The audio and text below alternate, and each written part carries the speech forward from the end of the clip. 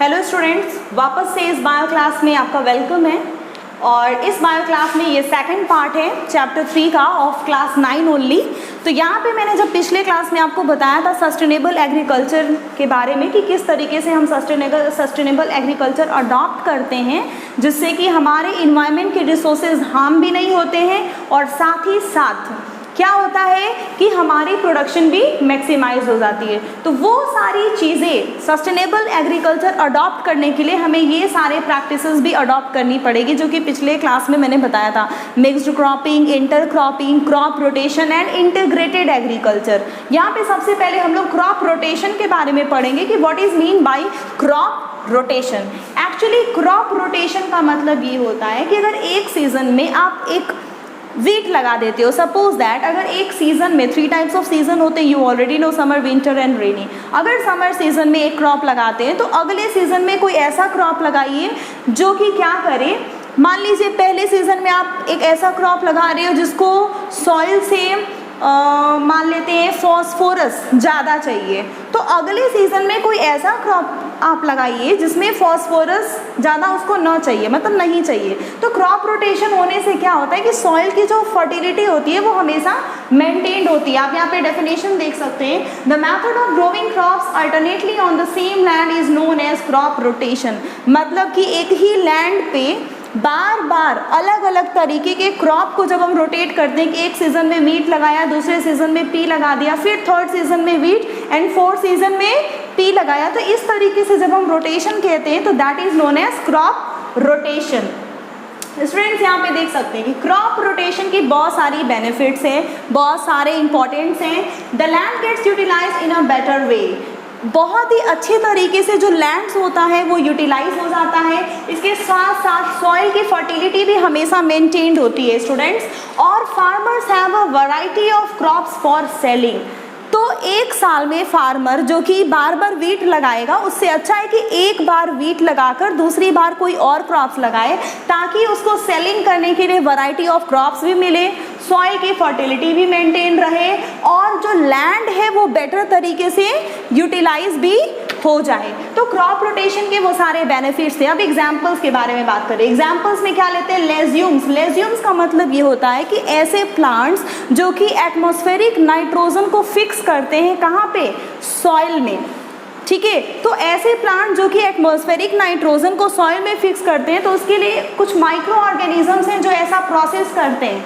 कैसे करते हैं? तो उस प्लांट्स के रूट नूडल्स में वो प्रेजेंट होते हैं, जैसे कि राइजोबियम एंड एजेटोबैक्टर या ब्लू ग्रीन एल्गे। कुछ ऐसे माइक्रो ऑर्गेनिजम्स हैं जो लेजुमिनस प्लांट के रूट में फिक्स कर एटमॉस्फेरिक नाइट्रोजन को फिक्स करने का काम करते हैं। जैसे कि आप यहाँ देख सकते हो, pea, beans, grams and pulses are grown in the first season and wheat after it. मतलब अगर पहले सीजन में क्रॉप रोटेशन में pea, beans, grams and pulses लग रहे हैं तो अगले सीजन में वीट लगे। कैसे? इसको मैं यहाँ पे एक्सप्लेन करने वाली हूँ।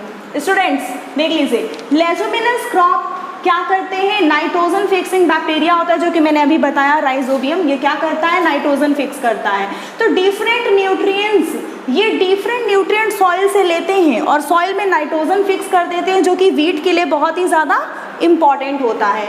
और उसके बाद they make the soil richer in nitrogen and the fertility of soil is maintained. इसका मतलब ये है स्टूडेंट्स कि यहाँ पे जब ये लेजुमिनस प्लांट में जो बैक्टीरियाज प्रेजेंट होते हैं जो कि नाइट्रोजन तो फिक्स कर देते हैं, साथ ही साथ नाइट्रोजन फिक्स करने के साथ साथ वो ऐसे न्यूट्रिएंट्स लेते हैं जो कि वीट के लिए ज़रूरत नहीं होती है। इस तरीके से क्या होता है कि फर्टिलिटी भी मेंटेन होती है और अच्छे तरीके से प्रोडक्शन भी हो जाता है। तो this is only known as crop rotation. अब मल्टीपल क्रॉपिंग को मिक्स क्रॉपिंग भी बोला जाता है। ठीक है स्टूडेंट्स, तो मल्टीपल क्रॉपिंग में क्या है? मेथड ऑफ ग्रोइंग 2 और more types of crops in the same field. मतलब एक ही फील्ड में 2 या 2 से अधिक क्रॉप्स को लगाया जाता है तो उसे हम मल्टीपल क्रॉपिंग करेंगे। लेकिन मल्टीपल क्रॉपिंग में क्या होता है कि एक साथ हम 2 या 2 से अधिक क्रॉप्स को लगा रहे हैं तो उसमें बहुत सारी क्राइटेरिया होती है, बहुत सारे टर्म्स एंड कंडीशंस होते हैं स्टूडेंट्स।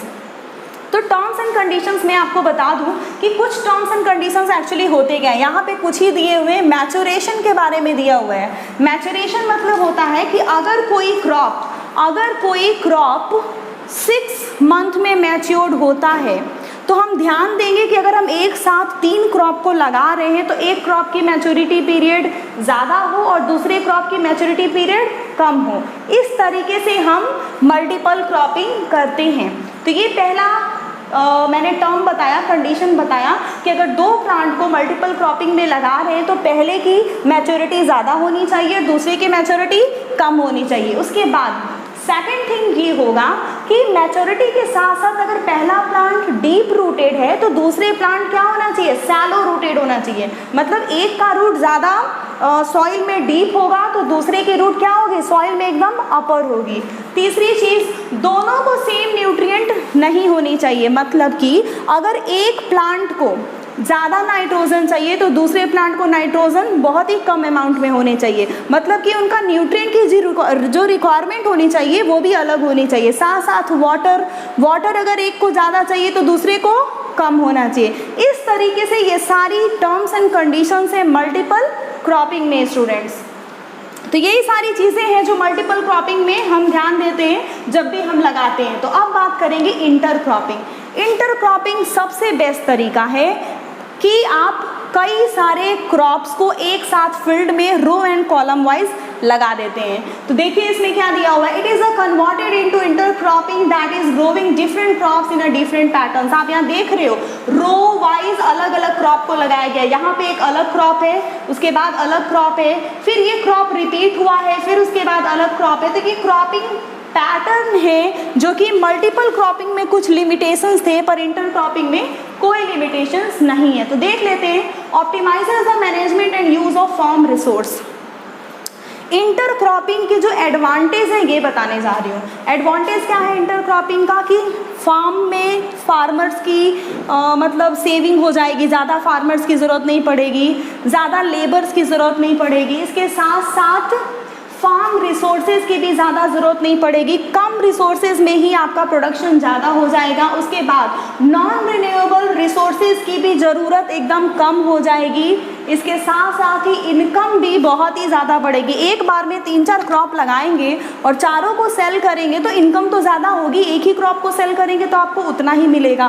कई सारे क्रॉप्स को अगर आप एक फील्ड में लगाकर अपनी प्रोडक्टिविटी को बढ़ाते हैं तो उससे आपकी इनकम भी बढ़ेगी। तो स्टूडेंट्स अब इंटीग्रेटेड एग्रीकल्चर पढ़ने जा रहे हैं। इंटीग्रेटेड एग्रीकल्चर का मतलब ये होता है कि जिसमें हम एग्रीकल्चर को कंबाइन करते हैं। कैसे? पीसी कल्चर से, एक्वाकल्चर से, एपीकल्चर से, सेरीकल्चर से, पोल्ट्री फार्मिंग से, लाइव स्टॉक प्रोडक्शन से। मतलब एक ऐसा एग्रीकल्चर जिसमें सारा कुछ इंक्लूडेड हो, ठीक है, जिसमें सारी चीज़ें इंक्लूडेड हो, तो उसे हम इंटीग्रेटेड एग्रीकल्चर कहते हैं। कि मतलब एक ऐसा एग्रीकल्चर जिसमें सब इंक्लूड हो, मतलब क्रॉप का प्रोडक्शन, साथ ही साथ PC culture, aquaculture, sericulture, poultry farming, live stock production, मतलब ये सारी चीज़ें इंक्लूडेड है स्टूडेंट। तो इसीलिए इसको क्या बोलते हैं, इंटीग्रेटेड एग्रीकल्चर। तो स्टूडेंट्स आपका ये क्लास अब यहीं पे फिनिश होने वाला है, इंटीग्रेटेड एग्रीकल्चर। और अब जब हम अगले क्लास में मिलेंगे तो और भी कुछ नए टॉपिक्स के साथ आपके साथ मिलने वाले हैं। So thank you students, thank you so much.